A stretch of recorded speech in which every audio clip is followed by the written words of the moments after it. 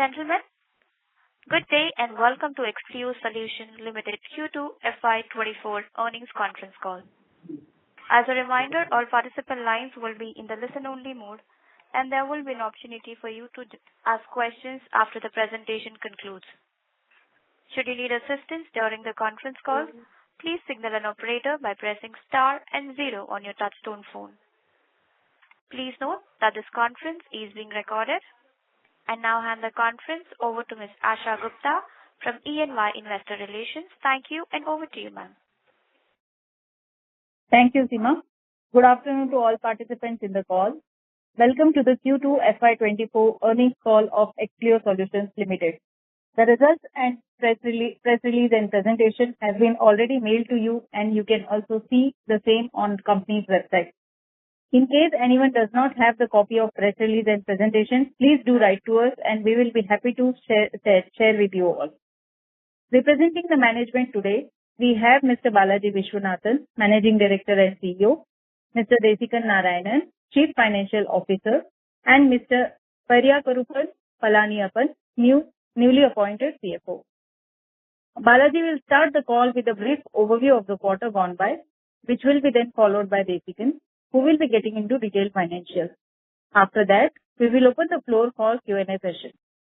As usual, I would like to remind you that anything that is mentioned in this call, which gives any outlook for the future or which can be construed as forward-looking statements, must be viewed in conjunction with the risks and uncertainties that we face.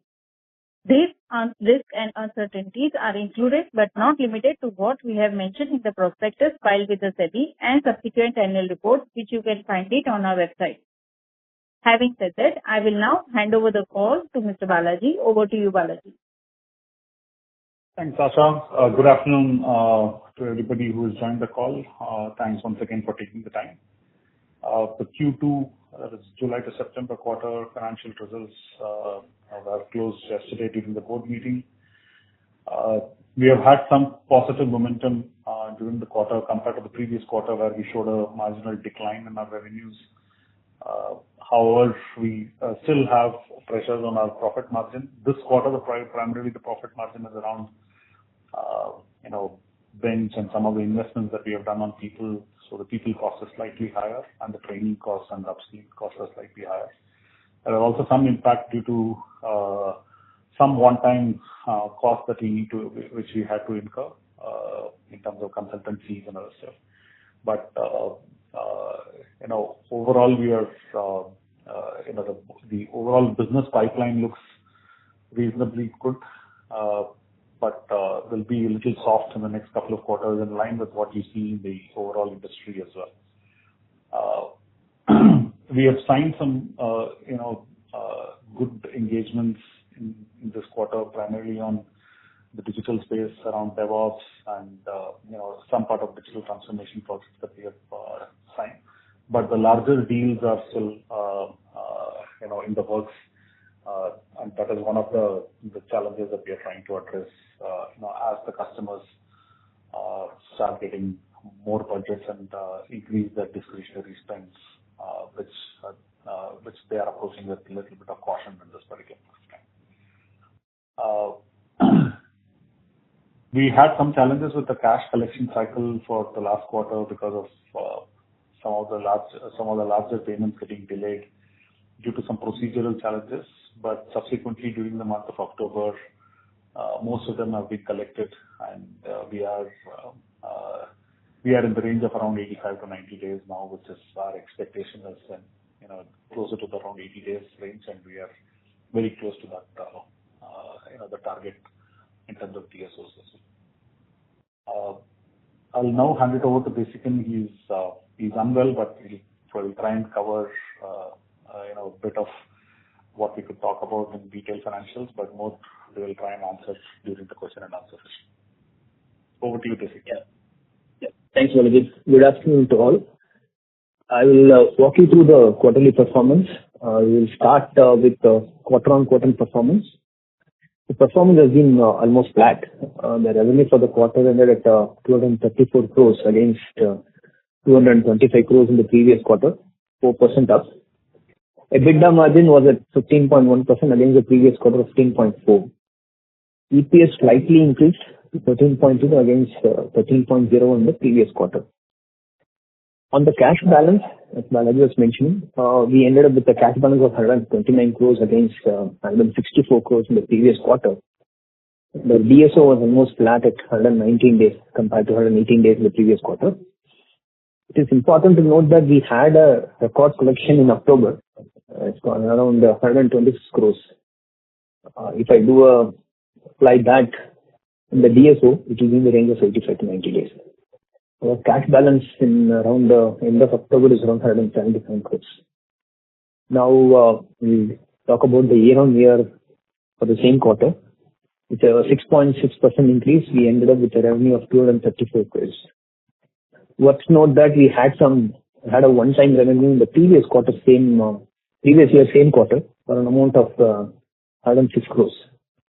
To make it as an apple-to-apple comparison, if I do that, then my revenue increase will be around 12%.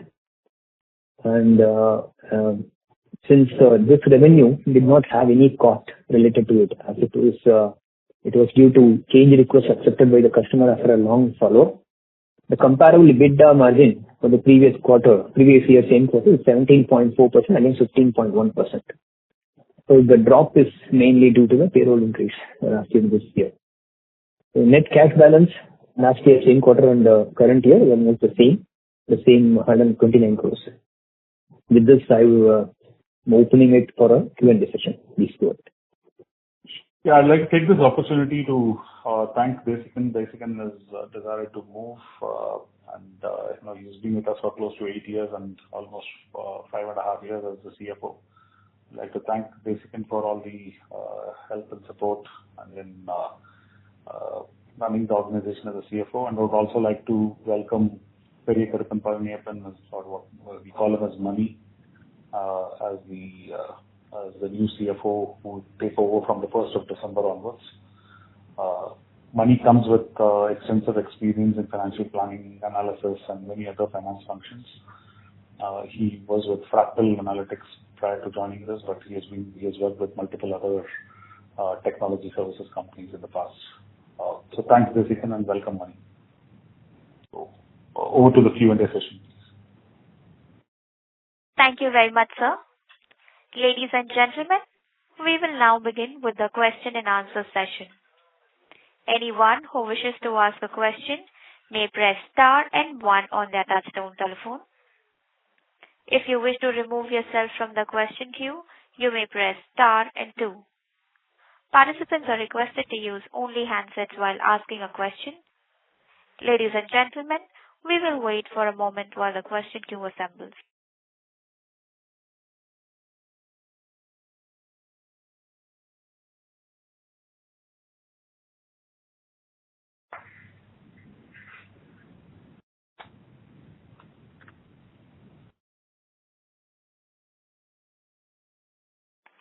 Thank you. The first question is from the line of Rohit from iThought PMS. Please go ahead. Yeah, good afternoon, Balaji, and wishing the team a very happy Diwali. So, a few questions, Balaji. So, one is in terms of our engineering services business, if you can just give us some numbers, what's been the growth there, or are we seeing any growth?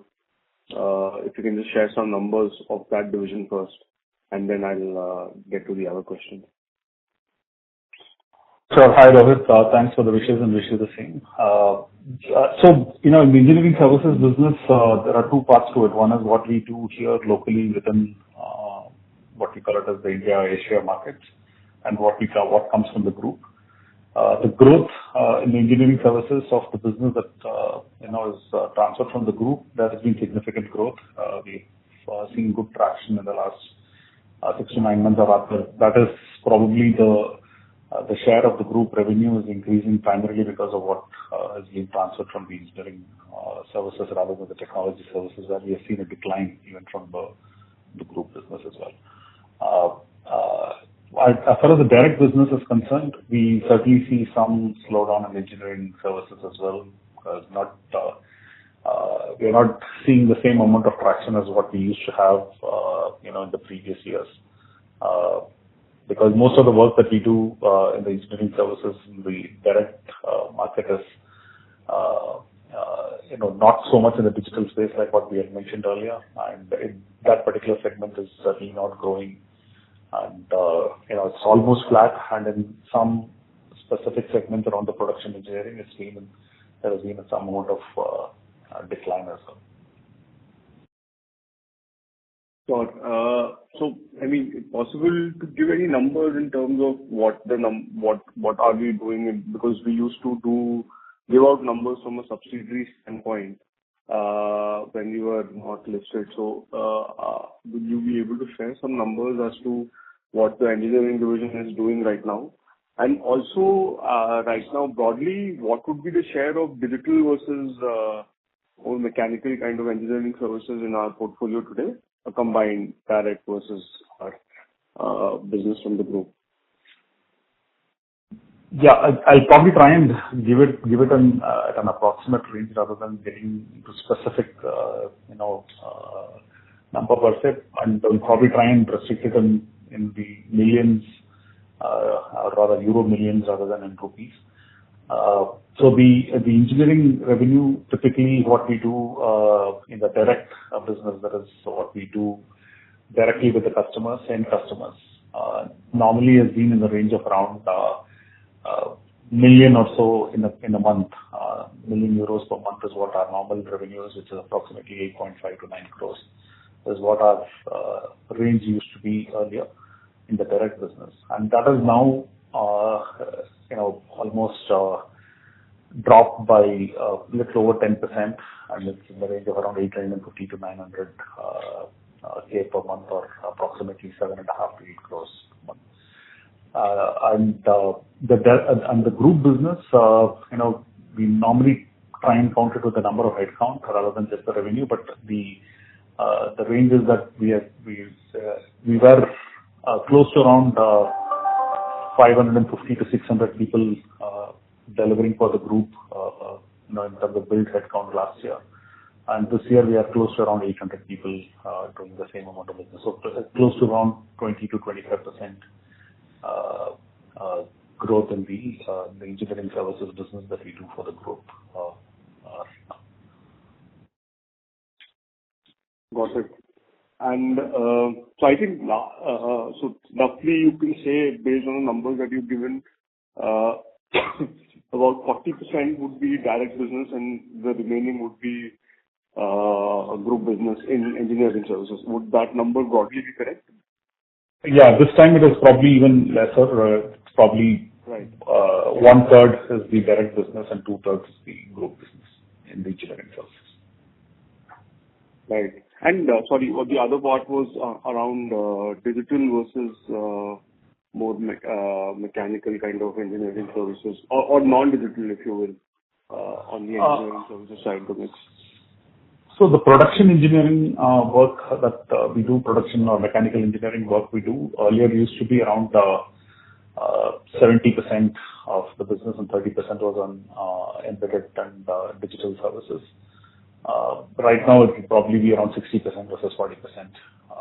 So that's the side that is growing. So, maybe 2 years out, let's say, this 60%, this 40%, can the mix reverse? From 40%, can it go to 60% from the digital side? And yeah, so that is the line of the business that's growing, Rohit, right now. So, and we expect that's what will grow as well in the future.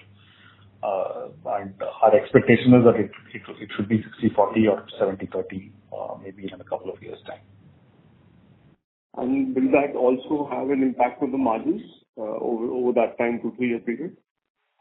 So the group's business will not have a very significant impact at the margin, because the group's business, as we all know, work on the cost plus model. So it may not really have too much of an impact. Most of the margin impact will be as we grow the direct business. Got it. Okay. Understood. So from direct to our business, from a direct to a group business, Are you looking at some optimal mix for the company in the engineering side? Obviously, right now it is growing, the group business is growing, but from an overall, let's say 2-3 years view, what's your sense there? So at this particular point of time, we are not growing very aggressively on the engineering side of the direct markets because we need to build some scale, and that is something which we will get from what work we do with the group. But these geographies, that is the India and the Asia geographies, is where some of the traction is for both automotive and in the transportation segment. So we will have a more aggressive direct market plan maybe a couple of years down the line, but not right now. Right now, our focus is to try and build the capability through what we can do for the group. Right. Got it. And just two more questions. One on the hiring side. So obviously this year has been a bit slow. What is our thought process? We had shared our plans to get to 10,000 people. So if you can just share what are our thoughts right now, I mean, let's say next year or whatever you can share right now, given whatever circumstances in terms of business that we are seeing. This year, as you mentioned, the hiring has been slow. Even the campus hiring, we initially thought that we will actually hire a little over 500 people this year, but we have stopped at around 280. It's not that we are not hiring, but we are not really, looking at building too much of bench at this particular point of time. We have some amount of bench that we have already taken in, and because of that, our target of getting to 10,000 by March 2026, will take some amount of rethinking and realigning to see when we will be able to get there.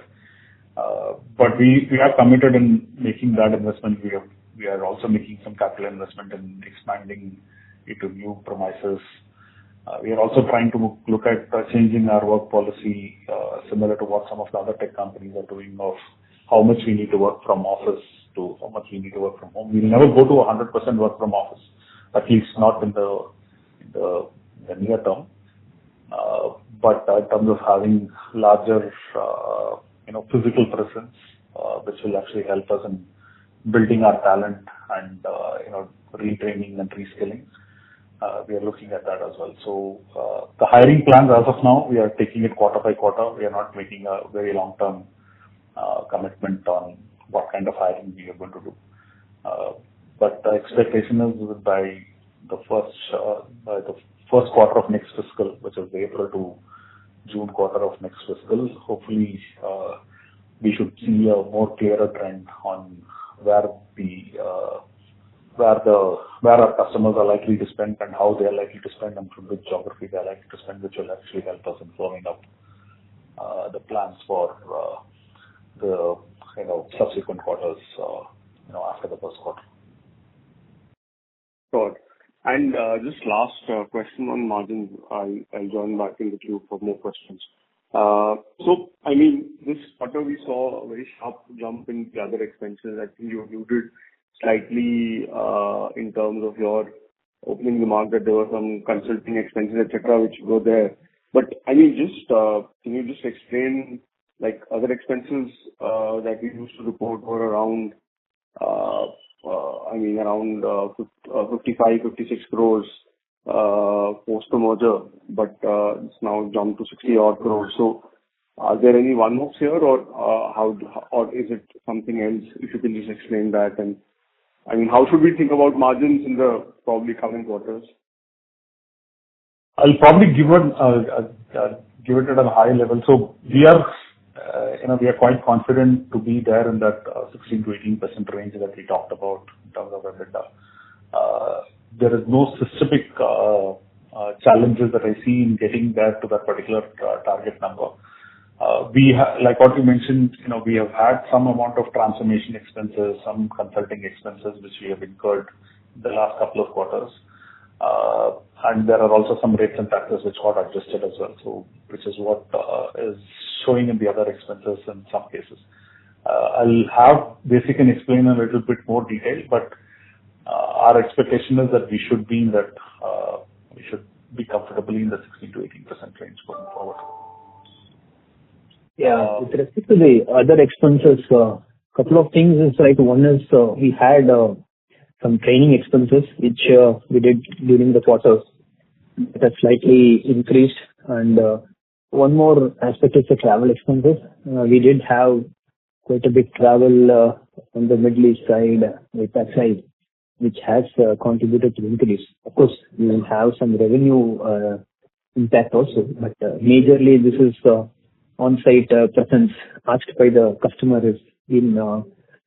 We did that. And last but not the least, what mentioned by Balaji is that the third-party consultant cost is also a little bit higher than what we used to have in the last quarter. So those are the major reasons for the impact. Sure. Thank you, Desikan and Balaji. I'll come back in the queue. I have some more questions I'll come back to. Sure. Thank you.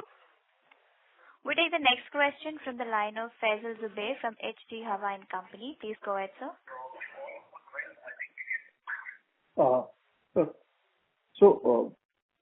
This target of 10,000 employees, if you study the, previous con calls, it was at one time, calendar year 2025, then it became FY25.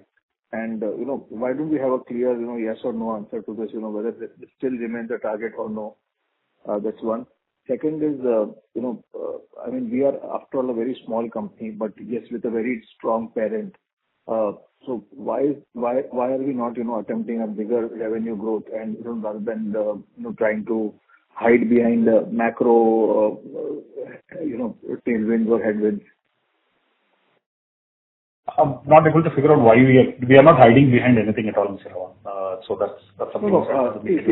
Finally, this is a very small company, and the base of sales is so small that I don't think we should be, saying that there is a macro headwind that we are facing. Of course, even the group is facing the same macro challenges as well. We are all in the same business. But we are a small company, and if you were to look at even the other comparable companies, even if you look at the other comparable companies, they also have a similar problem. I'm not able to figure out what you're trying to indicate here. No. You look at many other companies. They have still grown much better. Tell me which companies are you referring to? Let me tell you. For example, there is HCL Tech, which has a much better growth. There is Persistence. How much of it is organic and how much of it is inorganic? Please don't interrupt me. Then there is there is also a company called we are tracking all the listed companies. You look at whether TCS, look at Accenture, look at Wipro. So do I. So at our levels. One thing which I don't want to accept is that you are saying that we are hiding behind something. We are not hiding behind anything. No, because see, even the target of 10,000 employees, if you study the last con call, every time it is pushed and, by just 24 months. Do you think that we will just hire and keep them here? It has to be based on the business as well, right? So sir, if the base is so small, there has to be a strategy to fight to get a better sales growth. You are contradicting yourself. And every time the CFO refers to that one-time gain that we made in the last year and says that because of that the EBITDA has to be. I mean we have to forget the past and look at it in a new turn a new page rather than saying that we had a one-time. We can do that if we don't compare quarter to quarter. Of course, we can always do that. If you have to compare quarter to quarter, obviously it has to be compared with what was there. I would urge you to just listen to some con call transcripts, and there are at least 8 to 9 companies which have done much higher sales and with a smaller base of sales. I have been a shareholder with you last almost 2.5, 3 years. And I kind of feel this is more a strategy and a management issue rather than a headwind issue. Sure, of course I can't change your opinion, but I am on all the con calls. I study. I'm at almost, except for one AGM that I've missed in between. I feel that there is a strategy issue here rather than any headwind issue or anything. A small company like ours cannot be saying that there is a headwind. Sure. Yeah.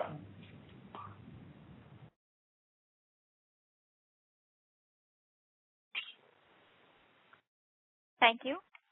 We take the next question from the line of Romil Jain from Electrum PMS. Please go ahead, sir. Yeah, thanks for the opportunity, sir.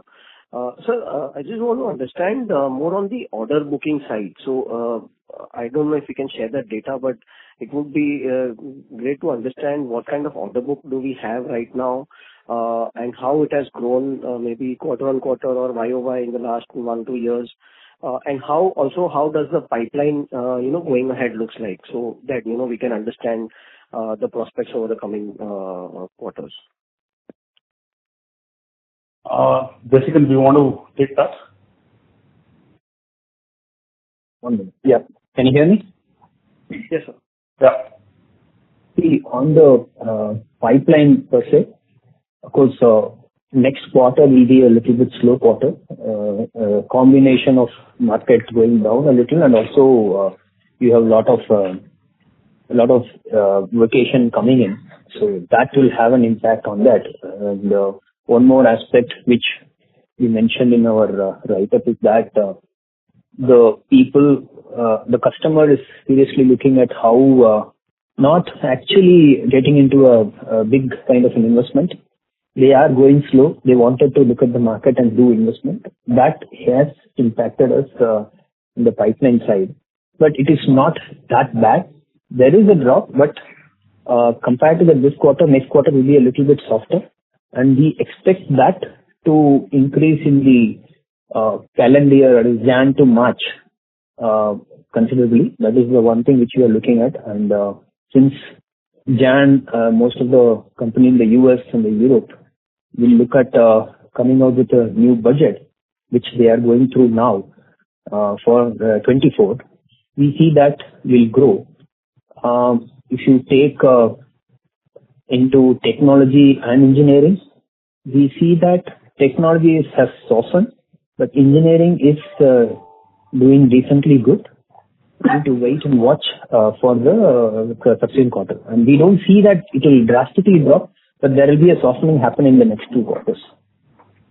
So, just to get this into perspective, from where we see at this particular point of time, if our current revenue that we are projecting for the year is for the financial year is at the current 459 crores that we have done for the first half of the year, it would probably be in the range of around 910 to 920 crores compared to the 900 crores that we did last year.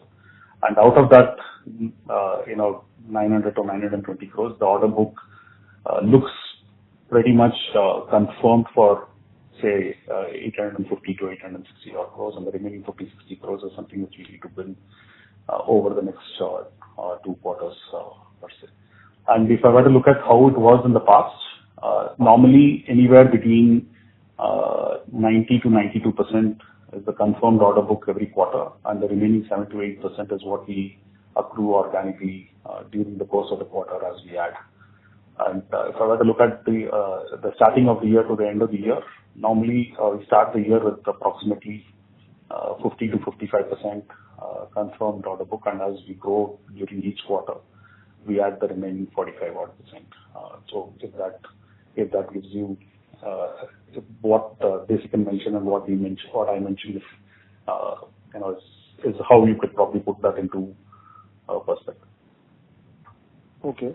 And sir, on the slowdown, just want to understand whether the slowdown is, specific to some, let's say, some top 5 or top 10 clients that we have, something specifically to that on the technology piece of the business, or is it across the board, the clients that we have? Just trying to understand what is exactly the challenge, because last 1 or 2 quarters we have, seen the slowdown starting, and we expect another 2 quarters to be slow. So just if you can give some more granular data, it will really help us to understand what's exactly, happening.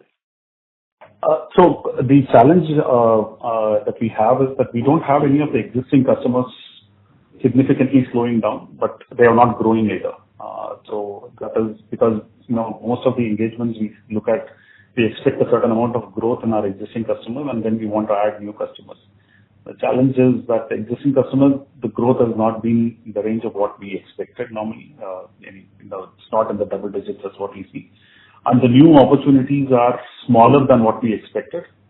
And it takes, the sales cycles are getting a little longer than what we expected. Normally, the kind of engagement that we do, we are not a very large we don't sign any large multi-million-dollar engagement. Most of the engagements are in the range of anywhere between $500,000 to $2 million to $2.5 million. And the 2 million plus deals are very getting far and few, and the growth from the existing customers are either almost at flat or slightly more than what we were doing earlier. Okay. And sir, on the client mining side, if you can just explain, since now we are a small company right now and look to grow in the coming years. So obviously we would have strategize something on the client mining, and how do we kind of keep growing. So one is organically, we just tap the existing customers and go to the newer customers. But can we do something more aggressive there, or maybe if we would have already done, what kind of strategy are we looking there on the client mining side? So we do have a key account, planning, and look at the top 10 customers and how do we actually mine those top 10 customers. And that is not just based on the numbers; it is also based on the potential of the customer as well. And for new accounts, the target that we normally have, which is what is probably the benchmark also, is approximately 90% of your annual revenue should come from your existing customers, and close to around 8 to 10% of the revenue will have to come from new customers whom you signed the last 12 months. If I look at the last 2 years, we have been ranging at around 10 to 12% from new customers and around 88% from the existing customers. But this year, we are close to around 93% of the revenues are actually coming in from 93, 94 almost coming from the existing customers, and our new customers' revenue contribution has actually shrunk as well. Even though the pipeline is there, it's taking longer to get the deals to close. And our business is that we are not a full-fledged system integrator. We're not the end-to-end technology service provider. We play in some specific parts within the technology implementation lifecycle. So if there are now larger engagements are not happening, then that particular component of the project also is going to see delays and slowdowns.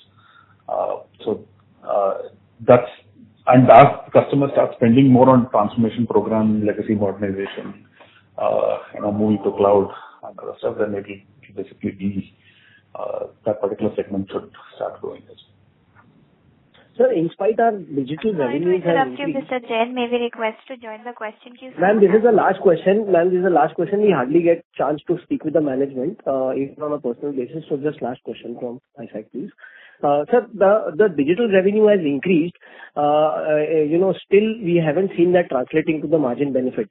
So how are we? Because I think on the technology side also, there was a very strong engagement on the digital part of the business. So are we seeing that increasing further from here, and that will benefit the margins? Because 16 to 18% range, I remember you had always guided for that. But do we see exceeding that maybe in 2 years out from here? Currently, the digital transformation or digital capabilities also come with a cost, because the resources whom we need to hire, the amount of training that we need to do, and some part of the teams who sit on the bench who will actually get retrained as well. So there is while the margins are higher, the costs, at least when you're starting off or when you're in the growing phase within that particular practice, the costs are also higher. And this time, like what I had mentioned earlier, we have a slightly higher bench costs, and we also have a slightly higher training and upskilling costs as well. But once we get to a size where the digital revenues actually contribute to the maximum over a 3 to 4 quarter period, then that will stabilize and that will actually help us in improving our margins as well. But it's a constant journey because the digital technologies are not the same. So what we do this year is not the same what we do next year. So we need to keep in pace with what the market changes are. Okay, sir. Thanks a lot and all the best, sir. Thank you. Thank you. Ladies and gentlemen, in order to ensure that the management is able to address questions from all the participants in the conference, please limit your question to 2 per participant. Should you have a follow-up question, we request you to rejoin the queue. The next question is from the line of Krunal Shah from Inam Investments. Please go ahead, sir. Yeah, hi. Thank you for the opportunity. My first question is that you mentioned that the parent business is on a cost-plus model. So can you help me understand what's the markup that we get in percentage terms? So the markup, yeah, go ahead. Yeah, I think actually we don't talk. This is more from a perspective of we do a internal benchmark study and we have a Big Four doing the study of what is the business, what is the functional analysis and risk analysis, asset analysis we do. And post that study, we come out with a margin percentage on the cost and then decide on that.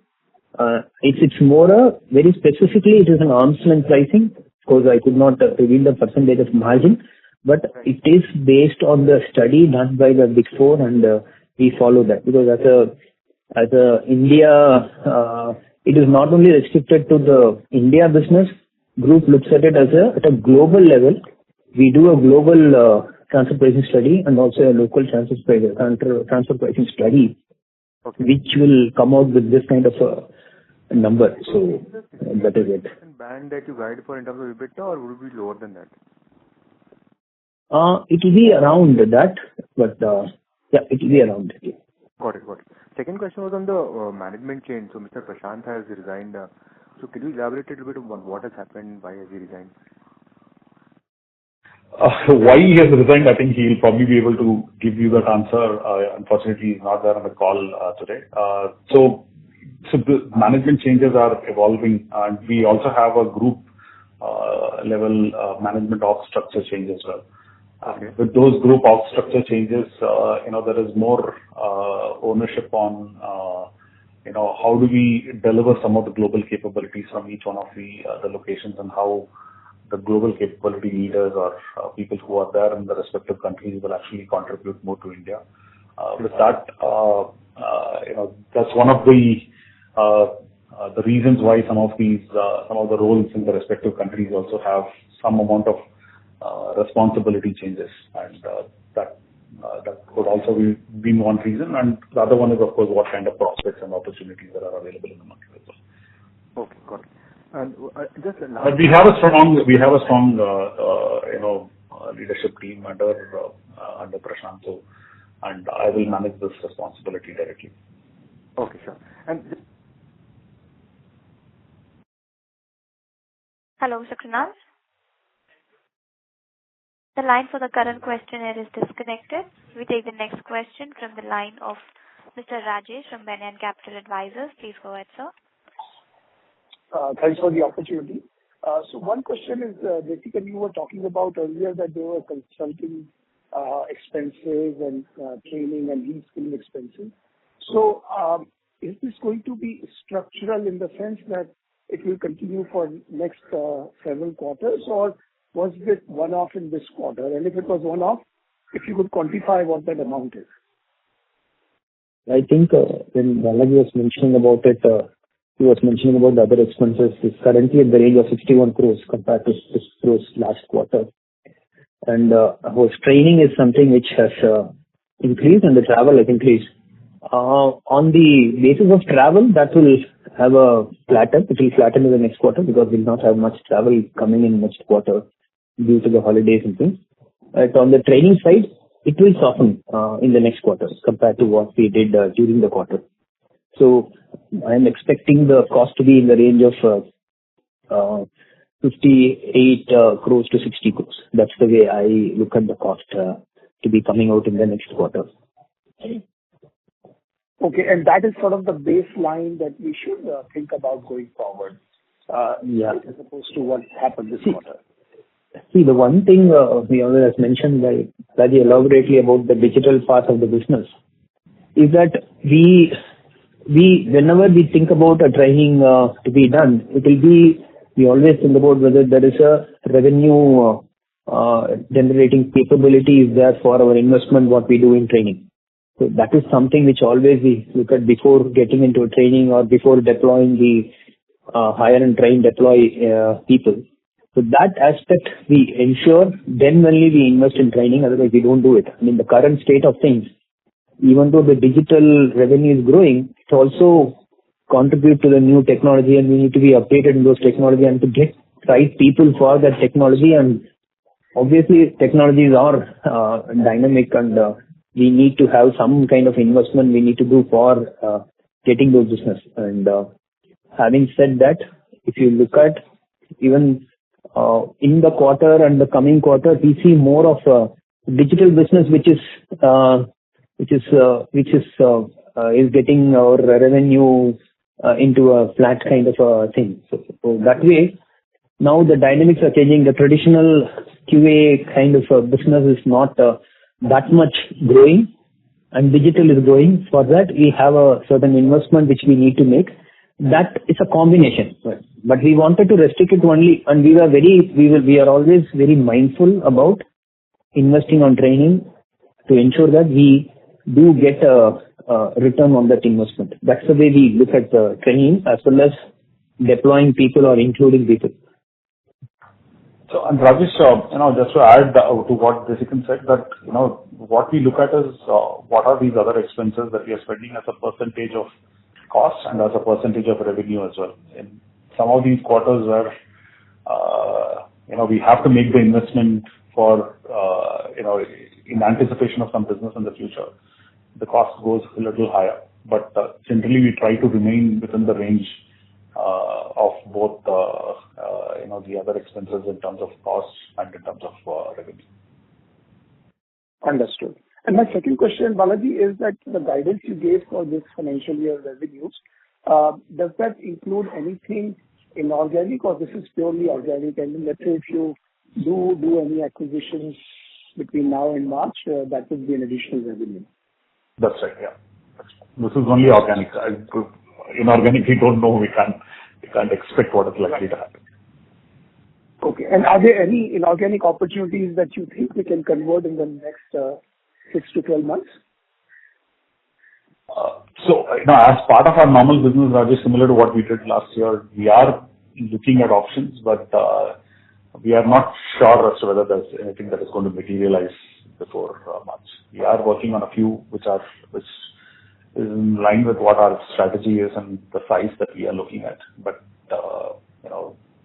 we can't say with certainty whether something is going to happen or not. Thank you, sir. The next question is from the line of Kshitij Saraf from Tusk Investments. Please go ahead. Hi,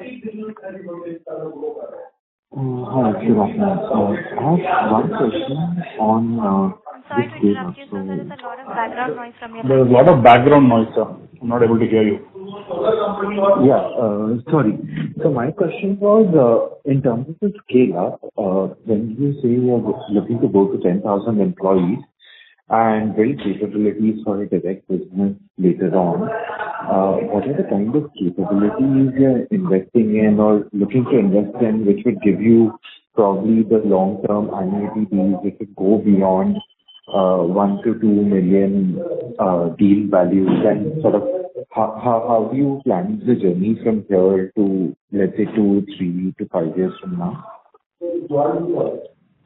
So in terms of what kind of capabilities we are trying to look at, we mentioned this a few years back as well in terms of strategy. What we're looking at is we are not trying to become a system integrator and build capabilities across the life cycle, because one is expensive and there are enough and more competition doing that work. We have been a quality assurance, quality engineering company, and what we are trying to do is to shift left and shift right within that space around business analysis, the implementation support function, and DevOps and automation. And that's the area that we have been investing as well in terms of specifically on DevOps, automation, data management, cloud migration. That's the area that we have been investing in. And the last acquisition that we did was also primarily around the data governance and data quality, which will actually help us in making our entire offering around the entire assurance services or digital assurance services more complete. And in the engineering services, it's around the digital engineering, software engineering, and also about embedded engineering piece. And that's where we are looking to grow, and that's where we see opportunities to grow as well. And whatever we are trying to do, whether it is small acquisitions or what we are looking at in terms of our capability building with training and other stuff, is also primarily around these specific areas at this particular point of time. And where do we see opportunities? It's, as everybody knows, it's primarily around the digital technologies, but also what supports the digital technologies as well, which is around the data management, which is also very critical for both the AI and machine learning and generative AI and other spaces as well. We also started a new program within our company for generative AI, how it will help us in the quality assurance journey. We have an external consultant whom we have taken along with our internal teams who have been earmarked to do specific work on using generative AI for the assurance services as well. And that's where we see our opportunities growing. We don't think that we will sign a 100 billion or a 200 million deal, but our objective is that if we combine these two, we can certainly go to the 5 million, 10 million opportunities internally, and we can support the group which signs the larger deals with customers, with these specific capabilities which we are going to have in India. Thank you, sir. We take the next question from the line of Mithun Ashwath from Kiva Advisors. Please go ahead, sir.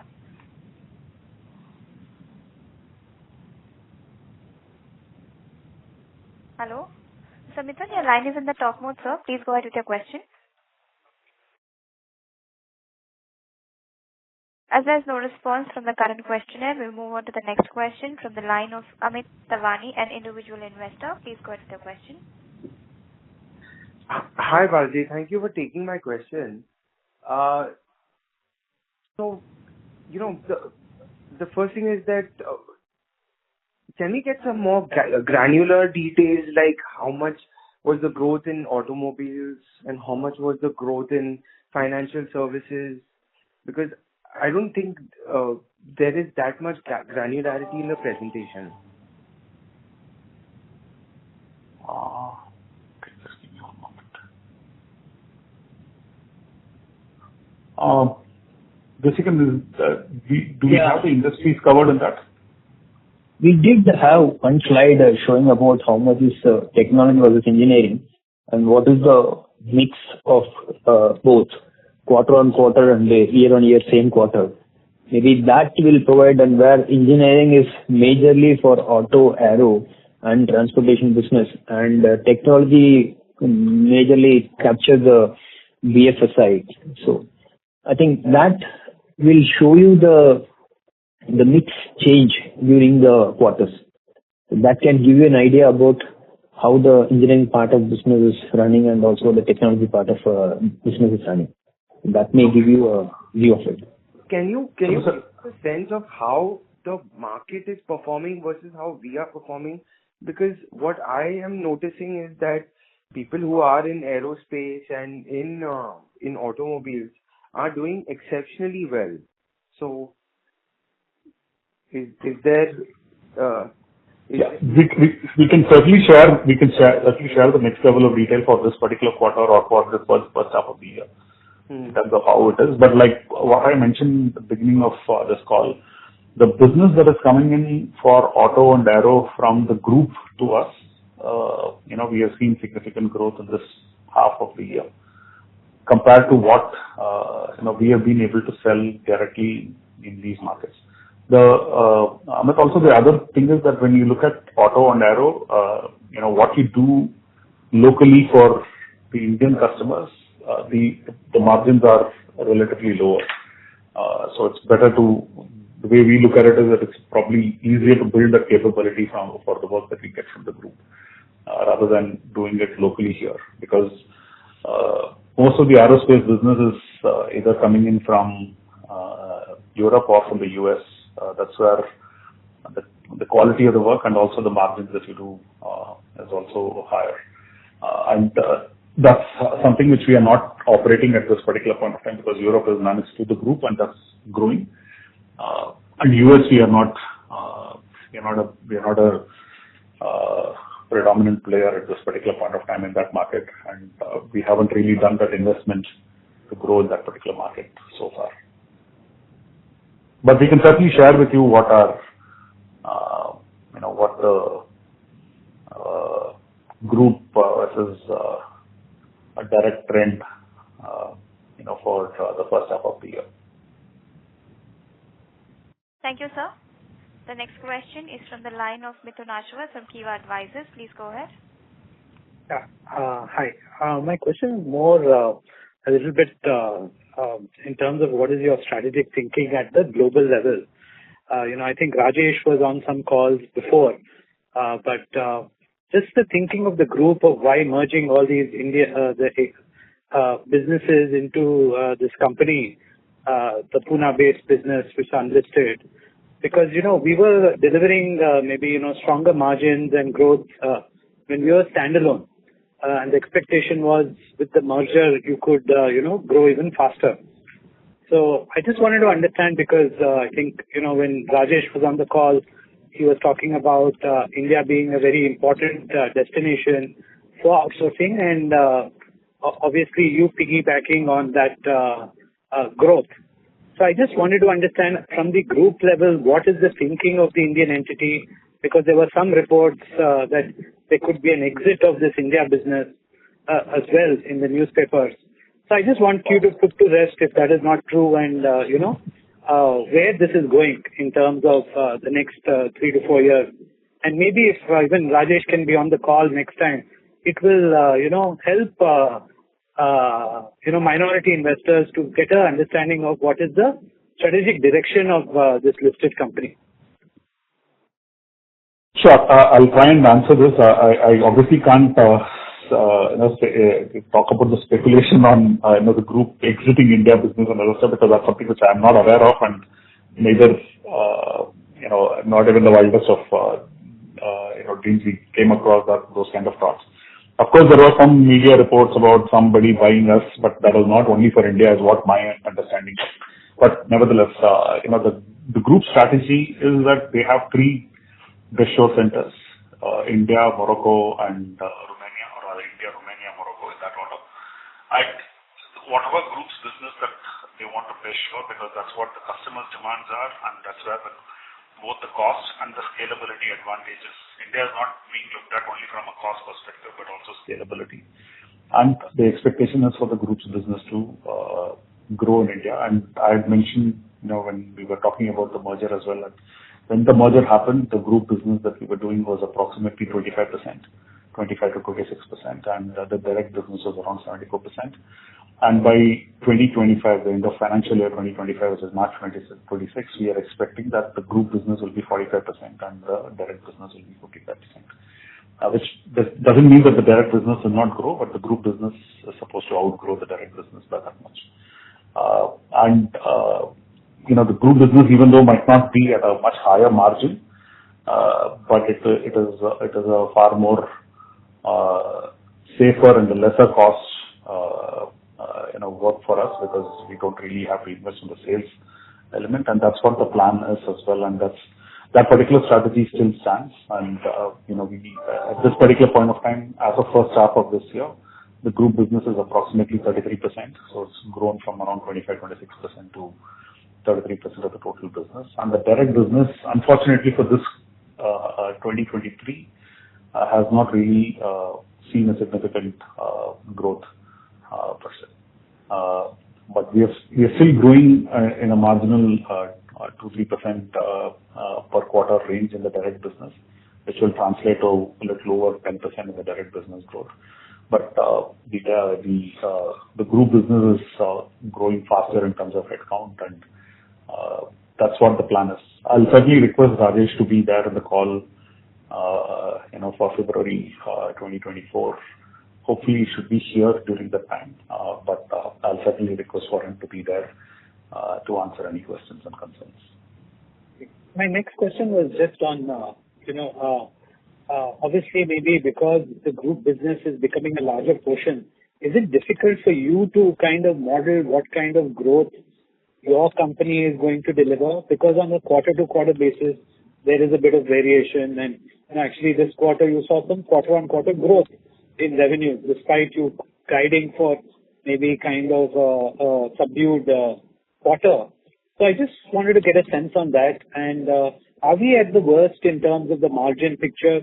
And when things pick up from the global side, from your parent, you see overall revenue starting to pick up.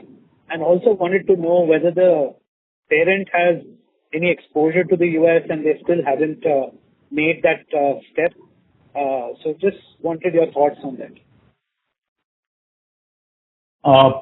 Sure. So, the group business is more predictable, but once again, just wanted to add, whatever group business that we are getting is not an existing business that is being delivered, which is moving to India. It's only whatever new businesses that are being won are moving partially to India, because that's something which we are including as part of the solution and as part of selling to the customer.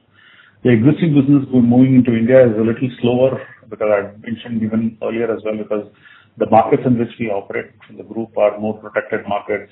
You can't just reduce the number of headcount in that market and move to India, because there is a lot more impact in many of those elements as well. And as and when the group, this year, the group also is going to grow by close to around 10 to 11%, even though the market is a little subdued. And that's what we are seeing in our group headcount growth as well, for this year. Hopefully, this should help us in the coming quarters. Once this particular trend, because this is something which has been happening for the last 3-4 quarters, once we are able to see the trend and how we are able to tap the pipeline that the group is bringing into actual work for us here in India, we should be able to make that, at least the group revenue side, more predictable for the full year rather than quarter on quarter. And for the direct markets, we anyway have our own budgets which we define and make sure that we go to meet those particular budgets. This year, like what I mentioned, we are not able to meet some of those targets which we set for ourselves. But hopefully 2024 should be different.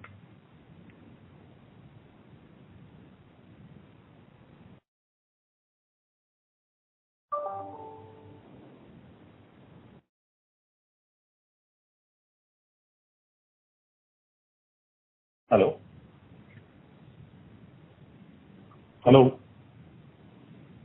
Hello. Asha? Sure. Seema, Asha, are you guys there? So the line for the questioner has dropped. Okay.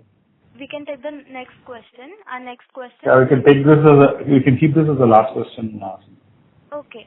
Our last question is from the line of Amit Tawani, an individual investor. Please go ahead. So thank you for allowing me a follow-up question. I wanted to, because it is the margins seem to have dropped in the last 2 quarters.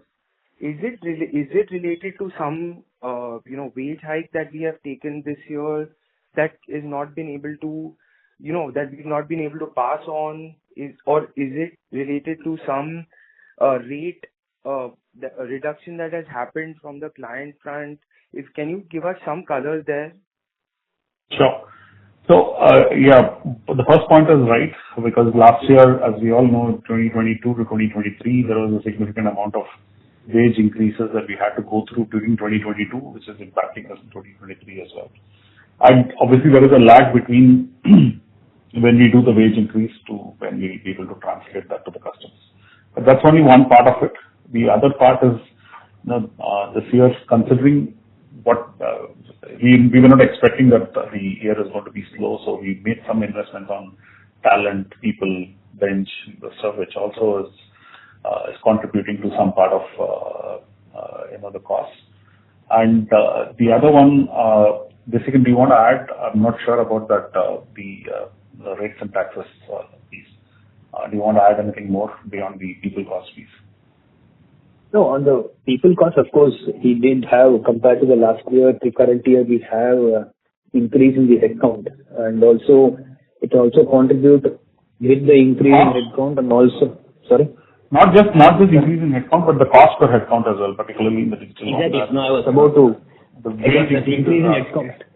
Correct. So the first one is the headcount increase quantity-wise, and also from the increment perspective, it will also both contribute to the overall increase in the cost. And that is one part. And as I mentioned, compared to the previous quarters, we had travel increasing for the APAC and Middle East region. And of course, the last but not the least is the training aspect of it, which we are doing it for the purpose of generating more revenue and generating our capability. So those are the major aspect of things which, and also the consulting fees, because where in case if you don't have a in-house, you need to go for a third party. But if I look at compared to last year where we had one client having a lot of consultants, that has reduced. Having said that, we do have some increase on a quarter-on-quarter basis on the third-party consultant cost for ensuring that we get the revenue which is on the table and not waiting for us to improve our capability in-house and deliver it. So those are the couple of things which I can say that is the contributor for a cost increase compared to the last year.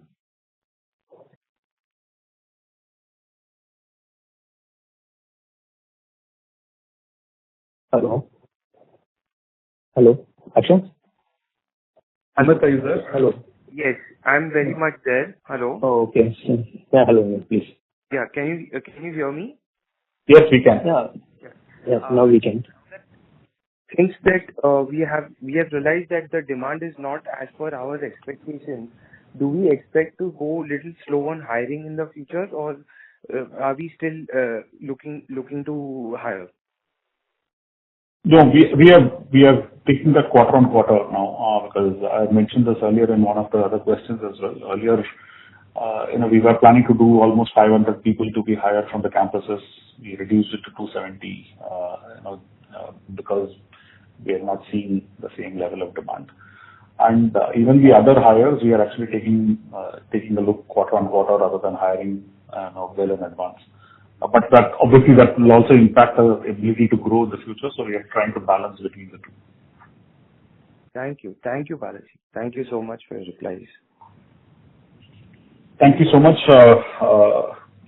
Seema. We can probably close the call. Thank you so much for all the investors and participants who joined us today. I wish you all a very happy, safe, and colorful Diwali. And hope to see you all in the next call again. Thank you. Yeah, happy Diwali to you and your family. Thank you very much. Thank you very much. On behalf of Expleo Solutions Limited, that concludes today's conference call. Thank you for joining us, and you may now disconnect your lines.